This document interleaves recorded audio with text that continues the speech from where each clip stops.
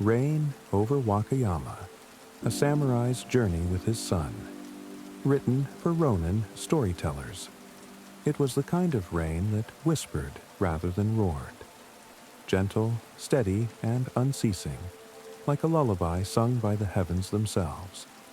The scent of wet earth and cedar drifted through the narrow trails of Wakayama, and each drop that struck the bamboo leaves above played a note in nature's own wind chime.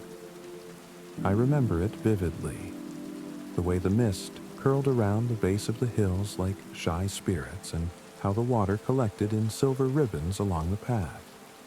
I had walked those paths alone before, many times, but that day my son walked beside me. His name was Haru, a boy of only 10 winters, yet brave and full of questions. He held his small katana tight at his side, its sheath bouncing lightly against his hip with each eager step. He'd never been outside the village before, never seen the world beyond the rice fields or the temple bell.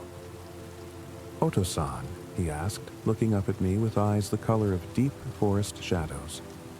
"Will we meet bandits today?" I chuckled, a soft sound almost drowned by the rain. "Perhaps. Or perhaps we'll meet Tengu, mountain spirits with wings and red faces." He gasped, not in fear, but wonder. That was Haru, always ready for a tale, always seeking the magic hidden in the mundane. We were not on a quest for war, nor revenge. We sought something more elusive, clarity. My master, before he passed into the spirit world, had tasked me with delivering an old relic to a temple near the sea. A relic forged by his own hand in youth, a tanto blade etched with prayers. As we crossed the jade valleys and passed through sleepy villages where the people bowed politely and offered rice balls wrapped in seaweed, I found myself remembering my own youth. The long silences with my father, the smell of oil and steel, the sting of training under cold rain. But this journey was different. Haru filled the silences with laughter. One evening, as we took shelter under the thatched roof of an abandoned shrine, we lit a small fire. The rain played on the roof like the soft patter of a koto. Haru curled beside me, his head resting on my lap. "Tell me a story," he whispered, eyelids heavy. So I did. I told him about the fox spirit who fell in love with a lonely farmer, about the immortal koi fish who swam up waterfalls to become dragons. I told him about his mother, who once danced in the rain with wildflowers in her hair. He fell asleep before the story ended, and I sat there, watching the flickering flame, wondering what kind of man he would become. Our journey was not without challenges. A washed-out bridge forced us to detour through a thick cedar forest, where the canopy turned day to dusk. There, we encountered a wandering Ronin, a man with haunted eyes and a smile too wide to trust. He asked to share our fire that night, and I agreed.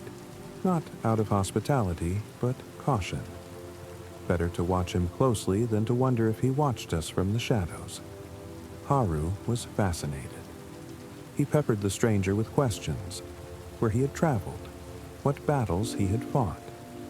The Ronin answered with flair, spinning tales of pirate lords and cursed swords.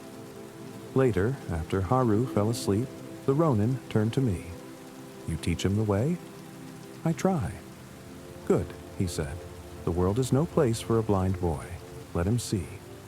He vanished by morning, left no footprints, no trace, only a sakura petal placed beside Haru's head. We crossed rivers where the stones were slick and cold beneath our sandals, Haru giggling as fish darted between his feet. We climbed ridge lines that offered sweeping views of misty valleys below, where eagles soared and deer traced paths through the underbrush. We met monks, merchants, even a kabuki actor traveling to a mountain town. One old woman invited us into her home after Haru helped carry firewood to her door. She fed us sweet mochi and green tea, and taught Haru how to fold origami cranes from parchment scraps. That night, we slept on tatami mats with full bellies and light hearts. She sent us away the next morning with blessings and a small pouch of dried persimmons. At another point, a heavy rain forced us to seek shelter in a mountainside inn run by an ex-samurai-turned-poet. He recited verses by the hearth, each one about rain, memory, and the fleeting nature of joy. Haru sat wide-eyed, absorbing every word. He asked if he could write his own poem. He did. It was simple, but sincere. Rain falls on the road. Father and I walk slowly. Our hearts stay warm still. I never told him, but I kept that poem folded in my sash for years. Days passed, and the rain never truly left us. It varied in rhythm and mood, but it remained a companion. It cleansed, cooled, and quieted the world. When we reached the coast, the sea was steel gray and endless. The temple stood atop a cliff, its silhouette sharp against the low sky. An old monk greeted us, his back bent like the bow of an archer, his face a map of time. We offered him the relic. He took it with reverence, bowing 3 times. That night, we stayed in the temple. The storm came harder than ever.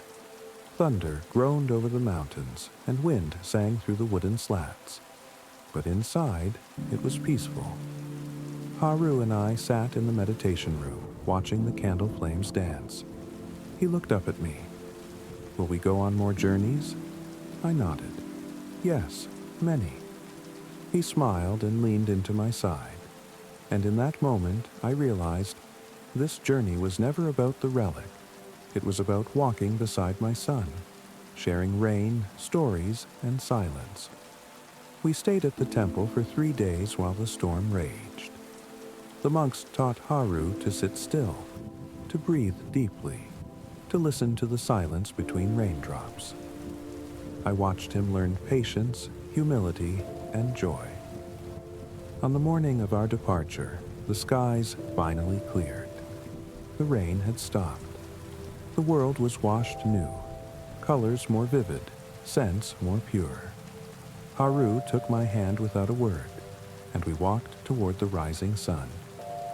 When I close my eyes now, years later, I don't remember the roads or the relic. I remember his laughter echoing through the mist, the shape of his shadow beside mine on the forest path, the way his small hand fit into mine as we crossed bridges, climbed hills, and stared at the sea. I remember the rain, always the rain,